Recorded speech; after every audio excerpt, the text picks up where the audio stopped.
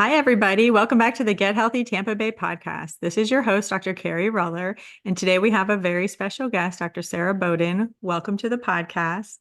Thank you. It's really exciting to be here. I appreciate you having me. Thanks. And I always ask everybody, tell us a little bit about who you are and what you do.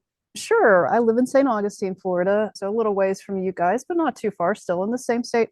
I've been here for about 5 years now. I am an anesthesiologist by training and been practicing anesthesiology for getting close to 25 years now, but have more recently done training in obesity medicine. As you know, got my certification with the American Board of Obesity Medicine back last fall.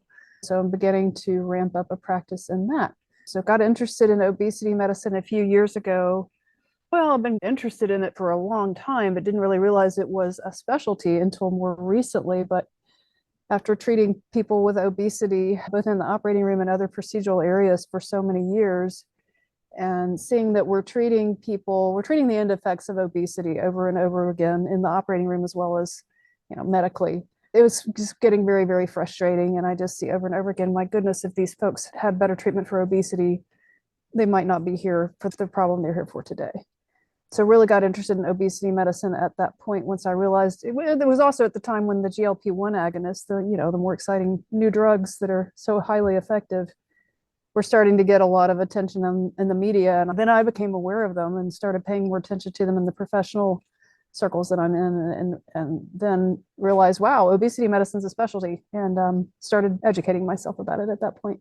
Yeah, I mean, it's definitely interesting of how you entered the field and how so many of us were unaware of that obesity medicine existed, right? I think it's Yeah. been around for quite some time, at least like 14 years, I think. And, more and more people are getting board certified in it, which I think is great. And, Yes. there's more and more people affected by obesity. Therefore, we need more people that understand it and can be good providers for it too. So, Definitely. what sort of things in anesthesiology do you see that was a problem with patients who have obesity? Well, it's a lot of different problems. I'd say the biggest one that sticks out the most from causing us the most trouble, and I struggled with it this morning with the patient I took care of this morning, is folks with obstructive sleep apnea. And of course, that's one of the very common conditions that's associated with obesity. And unfortunately, it's very underrecognized too. There's a very large percentage of our population that suffers from obstructive sleep apnea, like around 20%, I think is the estimate. And a huge percentage of those, like over 75%, don't even know they have it. So in the operating room, obstructive sleep apnea, even if it's treated, folks who have it tend to have we have more trouble managing their airways. So putting breathing tubes in if that's necessary, or doing procedures like I was doing this morning where we're not using a breathing tube, but we're giving sedation. And those folks are way more susceptible to having obstructed airways during sedation. So that's a big problem. Folks with sleep apnea are more likely to have high blood pressure. They're more likely to have heart disease. They're more likely to have sleep problems.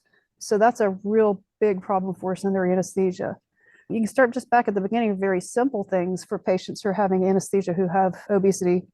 It's frequently a lot harder to place IVs, and we got to have IVs obviously for anesthesia.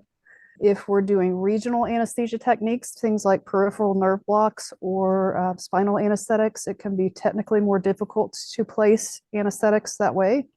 The other comorbidities that patients have, like diabetes or high blood pressure or heart disease, all of those things complicate our management a little bit by themselves, but they're more frequent with the anesthesia. Drug dosing changes with obesity as well. So it depends on type of drug and how its characteristics is how well it binds to lipids versus water and what phase it goes into. So how much more susceptible people with obesity or less susceptible they might be to the effects of a drug, and how quickly that drug clears out of their system. So that changes things somewhat. Folks with sleep apnea, again, kind of backtracking there a little bit, but folks with sleep apnea tend to be more sensitive to the respiratory depressing effects of a lot of anesthetics, particularly opioids, but other medications too. Opioids meaning things like narcotics for pain medicines, sedatives like benzodiazepines, like midazolam as a benzodiazepine that we use frequently. But that's in the class of drugs like Xanax and Valium, things like that. Those are kind of the big ones that I can think of off the top of my head. I'm sure I'm missing a few. Positioning. So getting folks with severe obesity in particular positioned, finding sometimes procedural beds have weight limits to them, and getting folks positioned for unusual, like I was doing position cases today with patients positioned prone on their tummies. That can be a little bit challenging, getting them comfortable, getting them padded so we don't hurt them, they don't get hurt. And then I had one other point I wanted to make, but it escaped me. Hopefully it'll come back to me. Yeah, because oftentimes you're putting them to sleep when they're on their back. So if you have to reposition, you're usually having to, do that when they're not aware. Is that sometimes true? Well, the cases I was doing today were heavy sedation cases. So we actually had folks position themselves on their tummies while Okay. still awake, lightly sedated, and then I started the sedation after they were positioned. But most of the time, for instance, like a general anesthetic where we are putting a breathing tube in, yes, we start with the patient positioned supine or on their backs, place the breathing tube, and then position after they're asleep. So a question about the breathing tube. So as a primary care provider, I'm often doing a pre-op on these things. And I mean, one thing I notice is often what we call the Mallampati score. And, there's just really, you can tell that there's not a lot of room in the airway, that it's just going to be hard to get a breathing tube down there. So when would it be a bad idea to clear somebody for surgery regarding maybe that or any of the other things that you brought up too? Clearance for surgery, that's a whole nother topic. Okay, we don't Which have is to a go great into one. that. No, I love it. It's one of my favorite topics. I just didn't even think about it.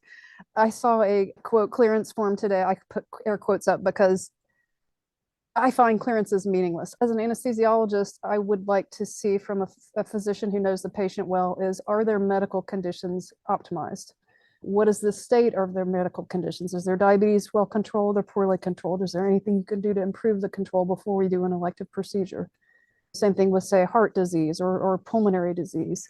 As far as the airway, you're not an airway expert, so we wouldn't expect you to evaluate that or give us unless for instance, somebody who's got a large neck circumference, we know that's associated that if your neck circumference of greater than 16 centimeters is associated with a more difficult both intubation as well as mask ventilation. So giving us a heads up for that is nice. As you could say, the patient has obstructive sleep apnea and a large neck circumference, that may be aware of that for airway management, and then we'll take it from there. But yeah, that's a really good question. Yeah, so folks with obesity more likely to have problems with, we're more likely to have trouble putting an airway in. The other things you mentioned too, like the different drug dosings and things like that. I mean, those are really important to note as well. And sometimes I hadn't even thought of that one. I have to ask you about the new GLP-1s and anesthesia because the Oh, yeah. recommendations are just kind of coming out with that.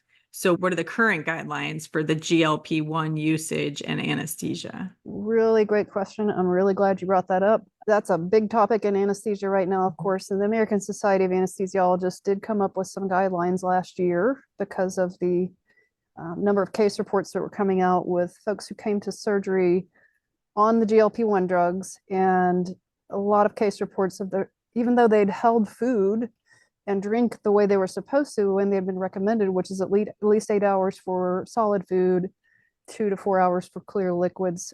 They were finding these folks still had a lot of stuff in their stomachs, partially digested food, stomach secretions, and some of them were aspirating, doing what we call aspirating. And that's why we have folks not eat and drink before surgery. Of course, we want the stomach empty so that if there were any retching or things like that during surgery, that those contents don't make it up into the mouth and then down in the airway.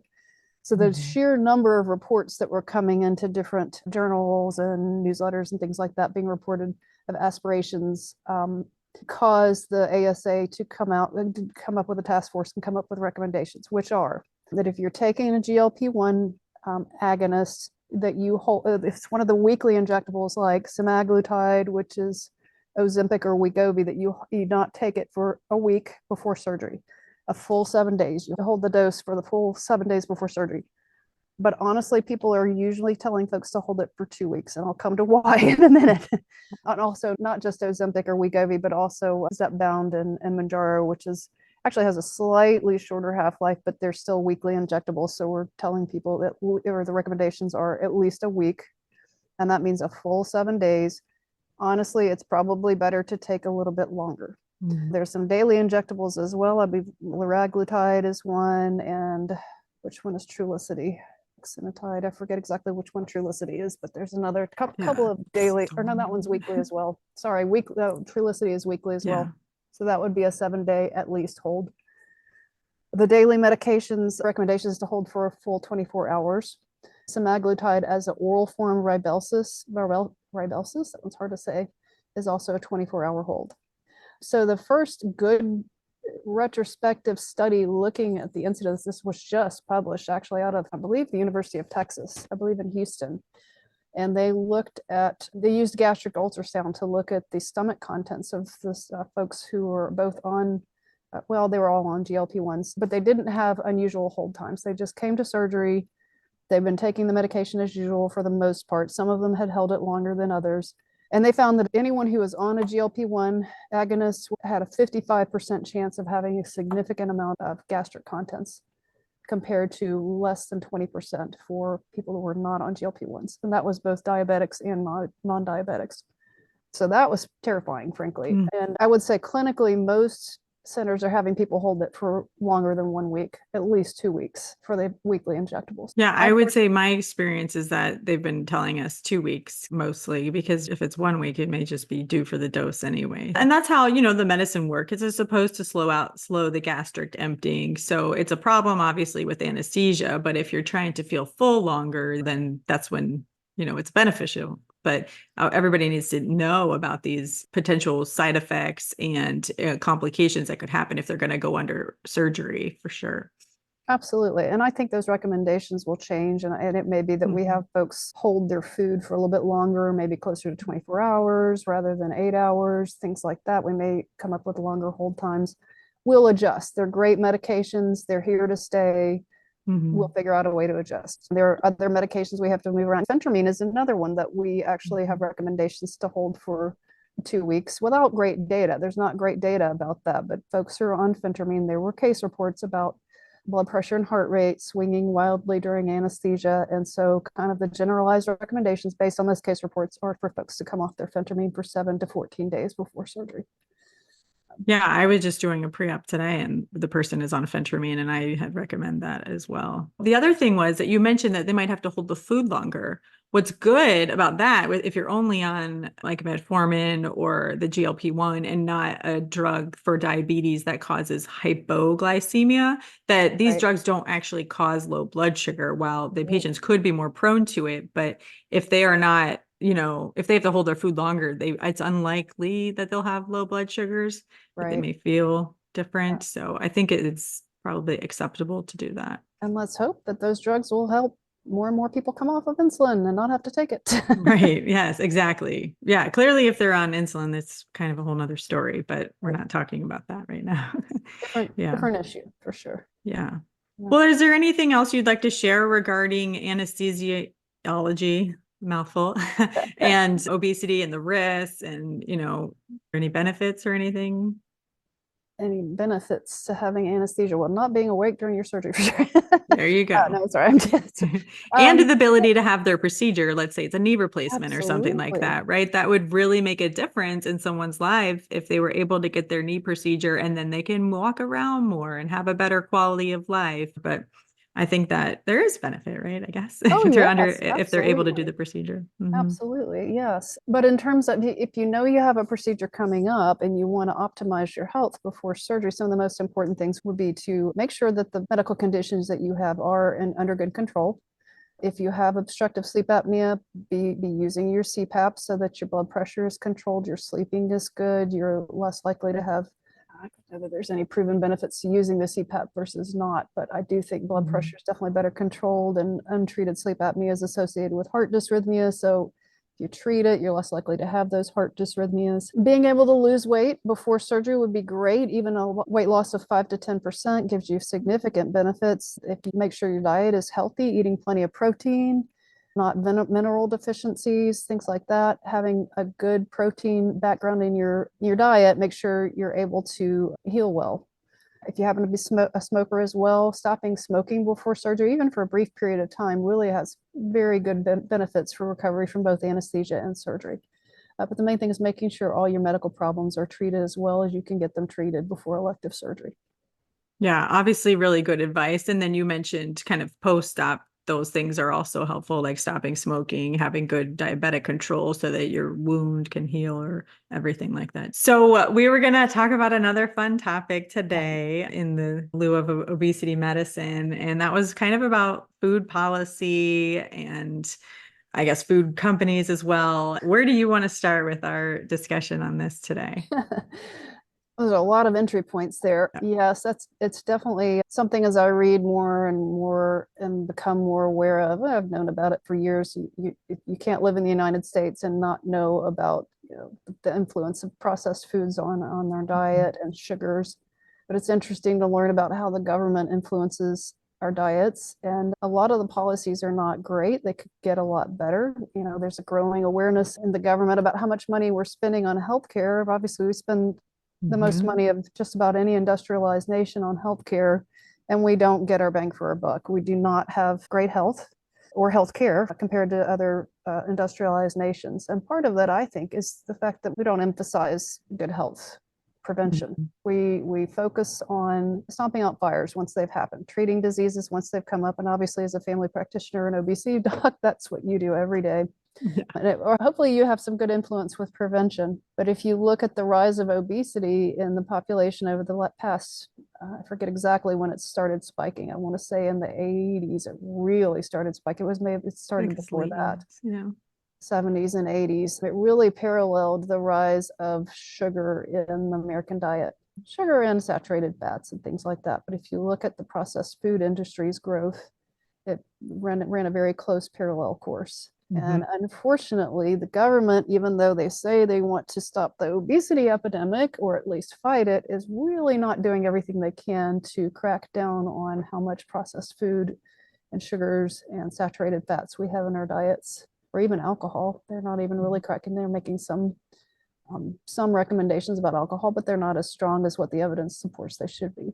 So there's lots of places you can start. What's the chicken and the egg? I don't know. Yeah, we really don't know, like, kind of what came first in truth, but I think there's been some policies over the years or recommendation and guidelines, right, that have kind of led everybody astray.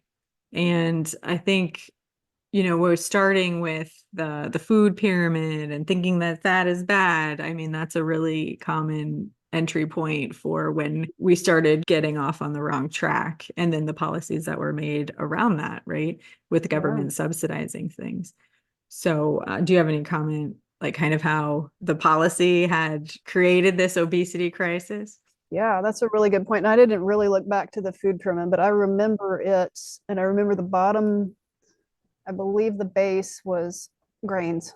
Yeah, like 6 to 8 serving grains or something, maybe even 6 to 12. Like crazy. And I think that was before we really knew that processed grains were very, very different than whole grains.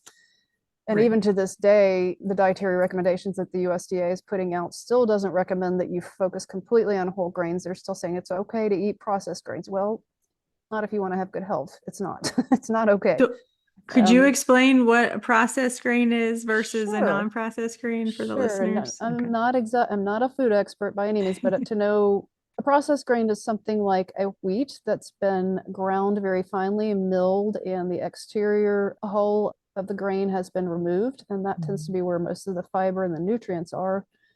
When you take those out, you lose not only the fiber, but a lot of the other micronutrient benefits that come into the food. When you highly process that grain, the way it affects its absorption when it hits your intestines is different, and the hormonal responses to those foods change in a negative way, tend to promote inflammation. Whereas whole grains, there are a lot of known health benefits, and I can't remember all of them other than, of course, the fiber is always good for creating a good environment in the gut and decreasing risk of colon cancer, things like that. That was a pretty good explanation. I think you kind of nailed it. Like the outside of the grain is kind of discarded, and that's all the fiber and the nutrient. And that's the good part. That's the good part. So we kind of try to avoid those. Well, we should be avoiding the refined grains as best as we can. Yeah, absolutely. Well, and thankfully that food pyramid has gone the way of the dodo. It's now been replaced with something called My Plate, which I was looking at again today. And I guess that's really aimed towards guiding people who are feeding children and taking care of children and kids. And so it's got some good parts to it. It encourages, I believe, 50% of My Plate to be filled up with vegetables And fruits, it says, 25, roughly 25% protein. What's the other grains? It's still encouraging grains, but it's saying at least 50% of your grains should be whole grains. Honestly, it should be more than that. It also has a big chunk of dairy. Dairy is really controversial. Dairy is a huge source of saturated fat. And we know that isn't good for a lot of different reasons. And yet the government is still promoting that as part of a healthy diet. That's got some caveats. Maybe it does, maybe it doesn't. But whole dairy it's got some risk factors that go with it. Also for the My Plate, they still have in there like sugar that they have a recommended daily allowance to not go over. And then they have that on the food labels too with added sugar. Whereas, in truth, they don't need to have that. It shouldn't be there at all. And you could just say, completely eliminate it. But, obviously everybody's human. They're going to have a little bit, but it shouldn't be on the goal or anything like that of added sugar for sure. Right. And I believe the name of the document, I didn't write it down, is U.S. Dietary Policy. And their food recommendations are to minimize your processed sugars or added sugars to 10% or less of your diet. That's a lot. Yeah. And evidently, when making the most recent set of policy guidelines, they had a scientific advisory panel who recommended that it be much lower than that. And the USDA ignored it and left it at 10%. So wonder why that is. Lobbyists may well have something to do with it. So, there's a big sugar lobby and corn lobby and a lot of external forces that are guiding policies that are not grounded in scientific theory, unfortunately. So can you give an example of what's going on with that, with the corn and what was the other thing? Sure, the sugar? yeah. So, right. So the government subsidizes through the Farm Bill a number of commodity crops in the United States, they make a lot of money for farmers, which is great. And they also provide corn being one of them. Corn provides food not only for humans, but of course for the agricultural animal industry, which is another whole story. Another topic we'll go into there too, but about 25% of the Farm Bill every year, which is billions and billions of dollars. I forget how many, not every year, every 5 years they redo the Farm Bill. Subsidies to help stabilize prices for these commodity crops: corn, soybean, wheat, cotton, rice, sugar, really big products that have dubious value in a healthy diet are getting the lion's share of these subsidies, whereas healthier fruits and vegetables are not being subsidized, or really very little, very tiny percentages. And these industries are providing cheap fodder for the processed food industry, unfortunately. So that's, again, probably parallels the increase in obesity in the country. But those subsidies are there for a reason, and I'm no economist, but from what I understand, they help make sure that obviously farmers don't go out of business if there's a bad year, there's bad weather, the demands for these things fluctuate. You've got to make sure that supply is somewhat stable. So I understand the reason for it, but why we don't subsidize the healthier components of our diet is beyond me. Right. I mean, obviously good to support the farmers, but it would be nice if you could have them grow things that were more useful and healthy for everybody, right? And subsidize that. Exactly. So, I mean, it's hard. You got to change policy in order to change some of these things that are happening. But when you're subsidizing the corn and they turn it into corn syrup, or like you mentioned, even corn feed for the animals, it's not moving in the right direction at all. The animals should be eating, usually grass, not the corn, but the corn helps fatten them up more. And there's lots of emphasis on eating less of those animals, specifically the red meat ones, beef particularly, which is very high in saturated fat. It goes back in the 80s. And when that industry started turning, of course, the big beef farmers were not happy about that, understandably. A lot of lobbying money poured into that, and obviously the beef industry is one of the biggest lobbyist groups. I think I read that it is the biggest food lobbyist sector up on the Hill. So they have a huge influence over U.S. policy. And we're eating way too much beef, way too much saturated fat. Still, I love beef. It tastes delicious. I eat it too. I try to minimize it. Right. And dairy as well, particularly in cheese and things like that. Cheese and dairy have been subsidized heavily by the U.S. government for years, many, many years, decades. And we still eat too much of it. And that's still right there on my plate. Oh, yeah. Yep. What about with the skewing of low-fat diets from, well, I guess, I don't know at the beginning, but once they determined things were low fat was better. So what happened with the low fat, right? They started taking those dairy products and then they sucked out all the fat and then they started making other stuff with it so that they could, still Right. have, money Yeah, from it. cheese. They started Yeah, making cheese. exactly. The cheese. And then the other thing was, I guess the less emphasis on the fat started putting sugar in all the other products too, right? Yeah. So all of those, the processed foods started all having sugar. And the other thing about sugar is that it's a preservative, right? So it helps those things last longer. So as we need this convenience and, it's a not convenience food for time, convenience food for preparation and other methods, which I don't know if we're going to go into today, but like how everything tastes and things like that. That's why everybody sort of got hooked on these processed foods too, which I think also has led to, kind of obesity worsening in not just our country, but everywhere really. Oh yeah, definitely. Yeah. So I remember that distinctly back in this was the 80s, probably the 80s. I remember the whole low fat craze. I remember that distinctly because my mother, who tried very hard to be health conscious, still does, really got on the low fat bandwagon. And I remember buying all the cookies and things that were low fat. Remember the Snackwells? Yeah, I ate them too. Gosh, I think we had a lot of Snackwells. the devil's pure food sugar. Snackwells. Oh Yeah, my gosh, pure yes, I sugar, remember no eating fat. whole boxes of those things. Yeah. Because they still hit our bliss point, right? You mentioned that Exactly. things taste Yeah. really good and they still manage to. So the bliss point is the concept developed by a food scientist back probably in the 50s or 60s as they were beginning to develop processed foods and sell foods and groceries. Bliss point kind of describes the optimum point of sweetness and texture, fat, texture, and salt to get the most happiness you can get out of a bite of food and the most addictive feeling. And oh my gosh, I want more of that. And I want more of it. And I want more of it. And that's exactly what the food scientists were going for then and still are, was how to get a food to the right taste point where the most people would want to buy it over and over and over again. And they learned early on, they already knew, I think, but certainly reestablished that sugar is probably more addictive than cocaine. There have been multiple studies showing that animals offered sugar will go for it more often than they will for cocaine.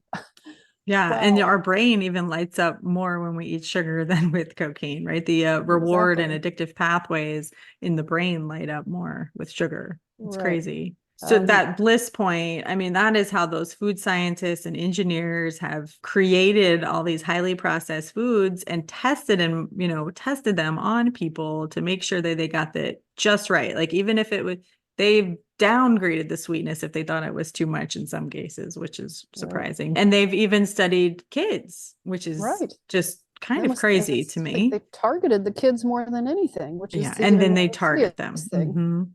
Yeah. And they target them with advertising and toys and characters. Like, I don't know. I was listening to something recently with Tony the Tiger character. They wanted more, was it Kellogg's? Frosted Flakes, right? Is that Tony the Tiger? Yeah. I think so. Right. So they target the kids with all these things and make them want it, and they get them addicted at an early age, right? It's crazy. Yes, absolutely. And part of the problem, right? Some of those cereals are over 50% sugar. So you're just eating candy for breakfast, and that's what children want. And then once that's the other thing that's been pretty well studied is once you've developed a taste for that sugar, you want more and more and more. A little bit's not enough. You've got to have more.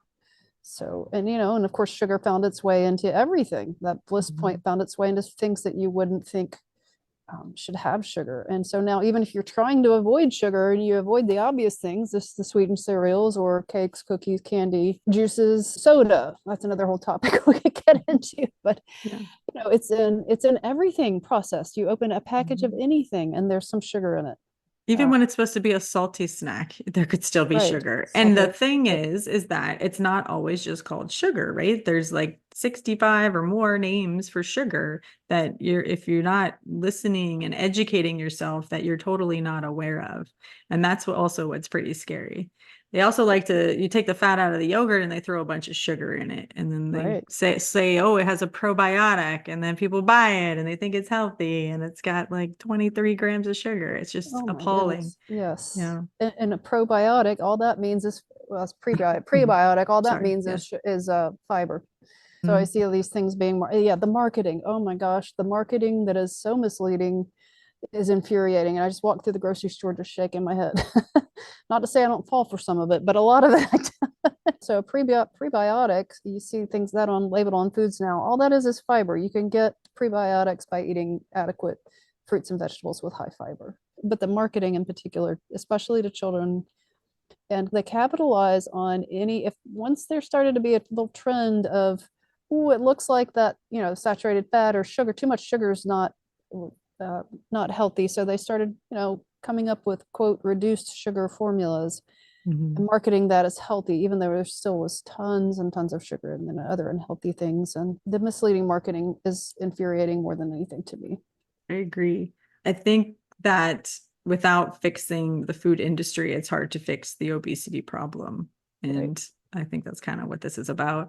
But where else do you think that kind of food industry and government play a role? Is there any way out of this, or what do you think?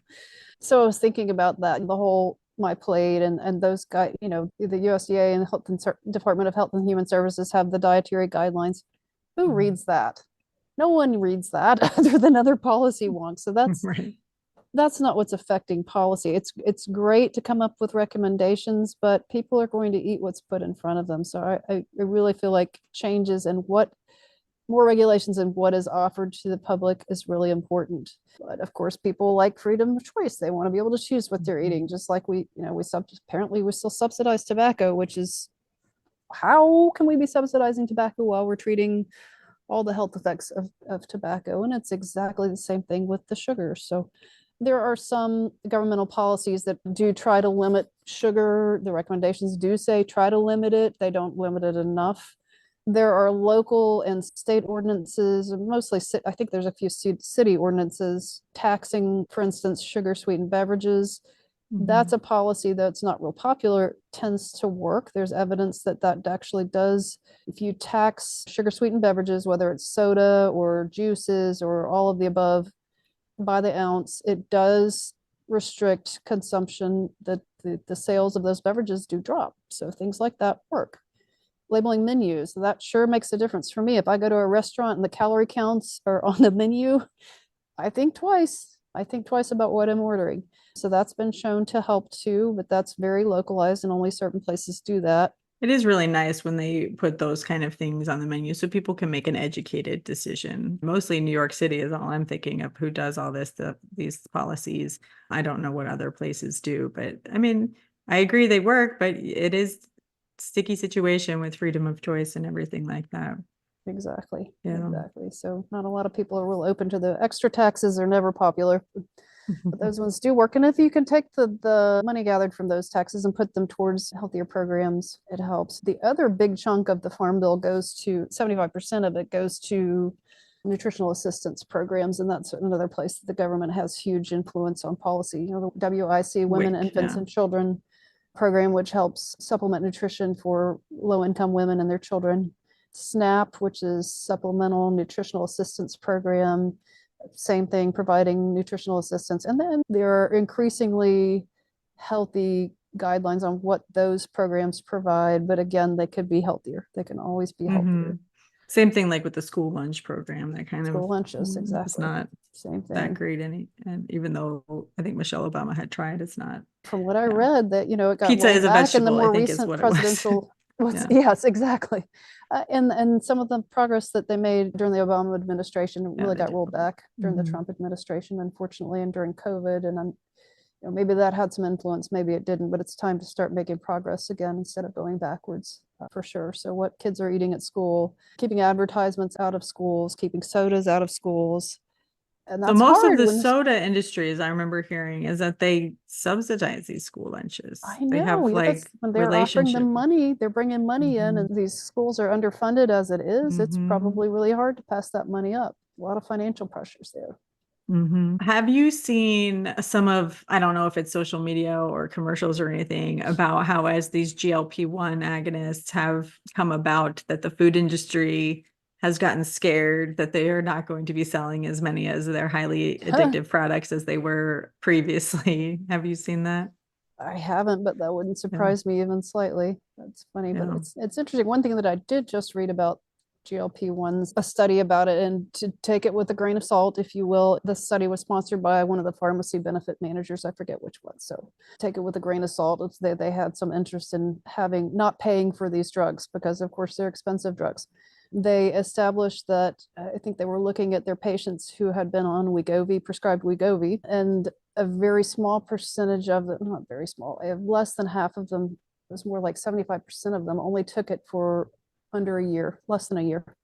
So keeping people on it for short term, they would lose weight and of course regain it, which is to be expected. We know that most people who take this medication for obesity lose some weight, stop it. Most of the time the weight's going to get regained unless it's done really, really, really well.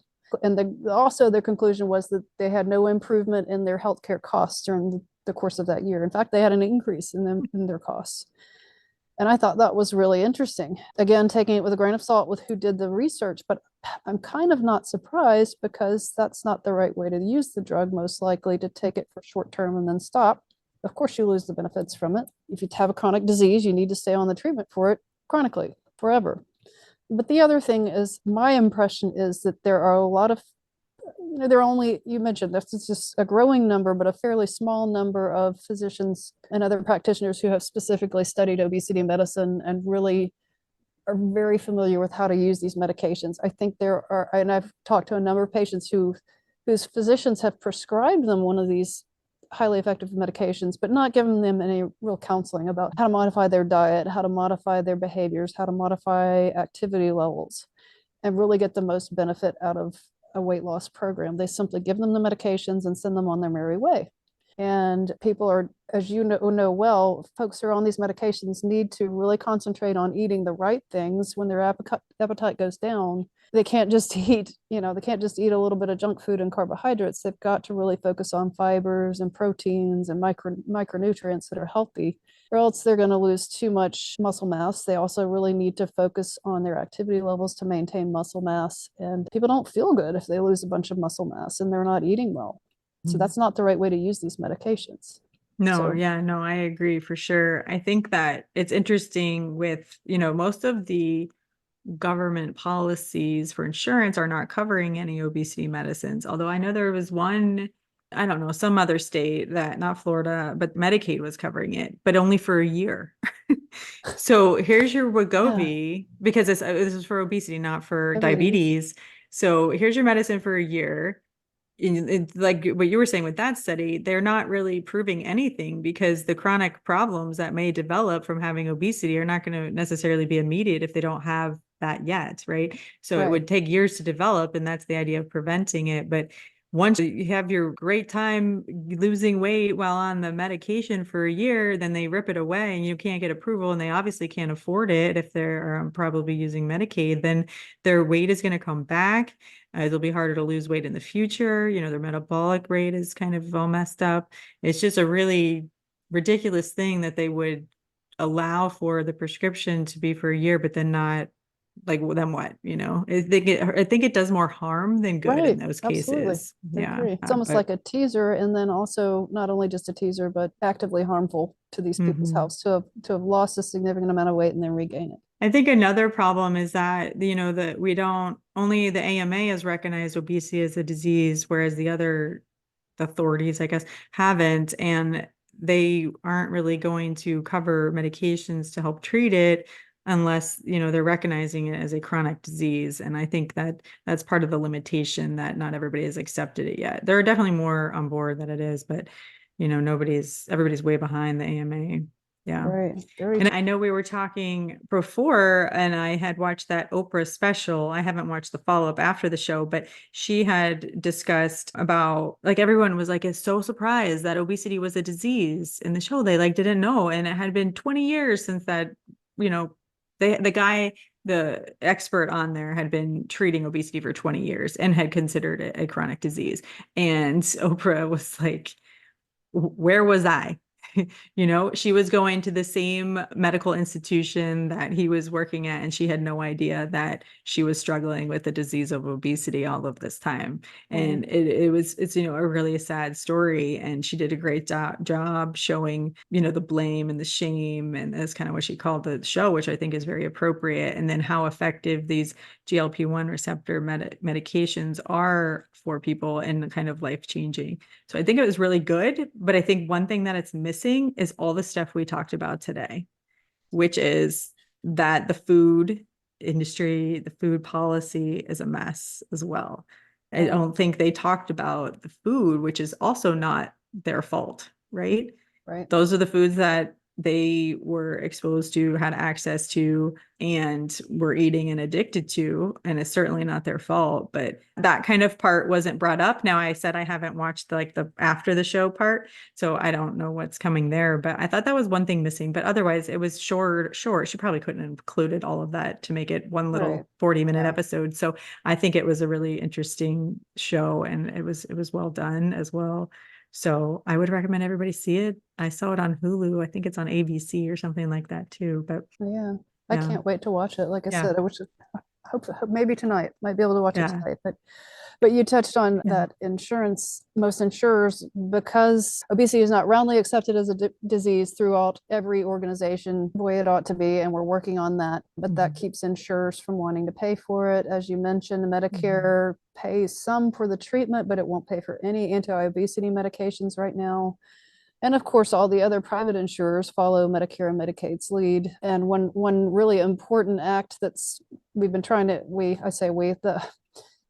whoever is sponsoring the bill, and I don't even know who it is, an act to get through Congress called the treatment and care of what is the name? I know what you're talking about, but I don't know the name. Treat and Reduce Obesity Act. Yes. I've been trying for 16 years to get that bill through Congress, supported by those who recognize that obesity is a disease.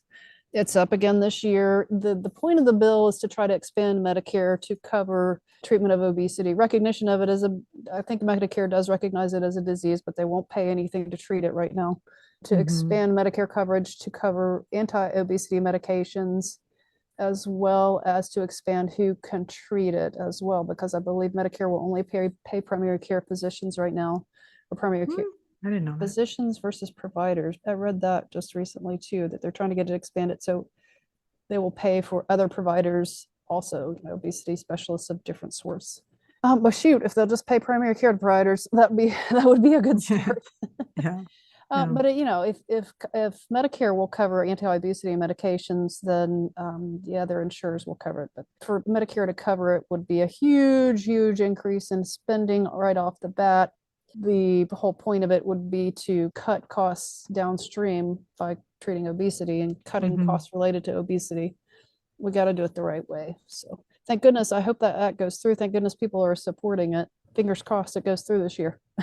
Yeah. Well, I don't have a solution or anything, and I don't know how to fix it, but I do think, the problem really does lie within the food industry and policies around it and all the economics around it. And I don't know how to fix it. I feel like it would cause a crash in the economy if we somehow had the right policy. So I don't know what to do, but I know at least, everybody can educate themselves, and we can educate our patients on avoiding the highly processed addictive foods. And it doesn't mean you can't have them for at all, but, definitely reduce consumption. Unless someone really does identify with a true addiction to them, it might be better to just abstain. Yeah. And then unfortunately, the costs of processed foods are inexpensive, and fresher, more healthy foods tend to be more expensive. That doesn't always hold. There are ways to do it less expensively, but not everyone has equal access to those sorts of foods, and those disparities are glaring in communities with less money, lower socioeconomic level. Communities tend to have more obesity, and that's probably part of it, is less access to healthier foods, and the processed unhealthy stuff is what's inexpensive, and that's what they can afford, and sometimes you don't have a lot of choice. So I get really frustrated when I hear people with bias towards those with obesity saying, well, I can eat healthy, I can go to the gym. Sure you can. Yeah, you've got access to a gym, you have money to do it, you have money to go to the Whole Foods and buy whatever healthy foods you want to buy. Not everyone has that. In fact, among a very small percentage of Americans who do have those privileges. So Mhm. making the good options available to everyone is really important. Definitely difficult as well. And those foods were designed for packaging convenience, time convenience, pop it in a microwave, whatever it is, and then making it last longer and things like that too. So it's hard to beat that. And that's where they were designed, right? That and the bliss Absolutely. point, right? So it's real hard to beat that. So we've been talking a lot, and just tell us about your practice or what's coming for you in St. Augustine. I lived there for a little bit, by the way, Oh, and did you? it was fun. But yeah, so tell us about what you're set out to do. Well, I am starting, thank you for asking about that. Since I'm an anesthesiologist and I don't have an office or a ready-made patient population, like maybe somebody who's been in either primary care or OBGYN or endocrinology, some of those kinds of folks maybe have a little bit more natural transition point to help treating people specifically for obesity. I don't have that, so I'm starting with a telehealth practice because that's pretty low cost as far as startup and convenient, not only for me, but especially for patients. You can reach me at my website at www.qualityoflifemd.com. I love that. Also, because because I want to Yeah. help people increase their quality of Mhm. life. So that's how I picked the name of the practice, which is Quality of Life Physician Weight Management. I'm not going to take insurance to start with either, because that's another huge ball of wax. As you know well, taking insurance is a nightmare. So I'm starting with what we call a direct care practice, which actually turns out to be pretty cost effective for a lot of people. Even paying out of pocket may turn out to be less than buying insurance. And again, many insurances don't cover obesity care anyway. So I'll be treating people via telehealth. They can use their insurance for medications and for lab work, just paying me that way. Mhm. I will be focusing on not medications, even though we've talked a lot about medications, there's way more to treating obesity. Focusing on a goal, focusing on a health goal is probably the most important thing. Having a why. Why do you want to get healthier? And how can we help you get there? What is your goal? To get off of medications? Is it to be able to move more easily so you can travel or play with your grandkids? What's going to increase your quality of life? Do you want to live longer? Do you want to decrease your health risks from things like cancer or heart disease?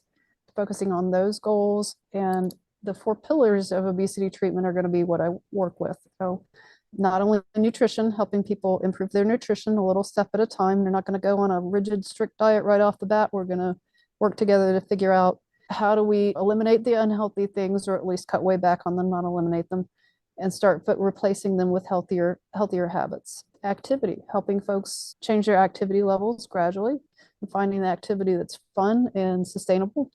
So these are lifetime habits. Identifying people who are using food maybe for unhealthy reasons. I'm one of them. I do it sometimes, emotional eating.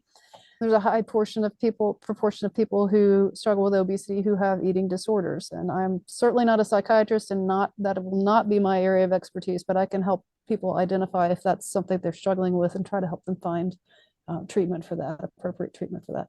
And then medications when it's appropriate. So not only going over the medications they're already on, and perhaps identifying if there are medications that are contributing to weight gain or other conditions like sleep apnea. Not only does sleep apnea result from obesity, that can also lead to weight gain. So treating conditions like that are linked to obesity. Digress there. Medication management when it's appropriate. Prescribing the appropriate anti-obesity medications. We've mostly talked about the GLP-1s, but there are a number of other medications out there. They're very expensive if your insurance does not cover them. So there are alternatives that work well, if maybe not quite as well as those, but that's part of coming up with a personalized plan for every patient is what's the right fit. Yeah, I definitely, agree with your approach. I do something similar. My favorite thing is definitely de-prescribing or getting people off of their medications. Yeah. Low So, hanging fruit, right? yeah, yeah. One thing I want to just tell the listeners is that I had a couple books to recommend reading if they wanted to, learn about some of this stuff. And one is Michael Moss's Salt, Sugar, Fat. If anybody wants to read that, he's the one that really goes into the food engineering companies and discusses what has been done, what had been researched, what they did, and how they defined and create that bliss point. And then another one would be Fat Chance by Robert Lustig. He really goes into the historical perspective of that as well. It's an excellent book, and I would recommend that too. Is there anything you can think of on that regard? Well, I was just working on the salt, sugar, fat that you Okay. recommended, and I'm not quite all the way through it yet, but wow, Yeah. it's really fascinating. I'll throw out, I I'm haven't, reading Glucose Revolution right now by, I forget her real name, but she goes by the Glucose Goddess. And while that's not really on this topic today, I think it's a great read and definitely easy for anybody to read, and really just talks about balancing blood sugars. And everybody, I think every book I read lately is always talking about how the recommendations of eating too many carbohydrates in the past has been a problem with the low fat craze. So I think she begins her book with a little bit with like that too. But what were you going to say? I have not read a lot of books on these. I do a lot of podcasts and I read a lot of things online, but I can't think of any books that I've read. Okay. Well, so we want to include all your information in the show notes. But Dr. Bodin, thank you so much for coming on the podcast. It's a pleasure to meet you virtually. And I know you're going to have a great, successful practice. So if everybody wants to reach out to Dr. Bodin for any help, she's local in St. Augustine, but definitely can see people via telemedicine in Florida.